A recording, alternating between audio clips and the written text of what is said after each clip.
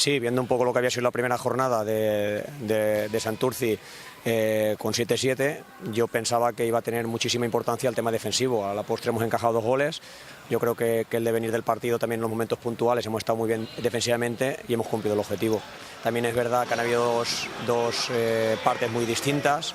Yo creo que también el resultado final no demuestra lo que ha sido el partido, porque al final se ha ensuciado el marcador, pero yo creo que Santurci ha sido un digno rival y que el marcador no demuestra lo que ha sido el partido, a pesar de nosotros haber sido superiores. Sí, yo creo que necesitamos un partido de estas características para también enganchar a la afición. Yo creo que los jugadores lo han dado en todo.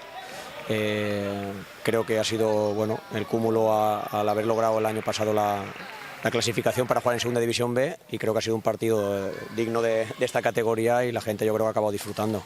Sí, obviamente nosotros somos debutantes en la categoría y después del partido que se hizo la semana pasada, que no conseguimos puntuar, pues hoy con la victoria como local y sumando 3 puntos, pues la verdad es que nos da mucha moral para seguir trabajando.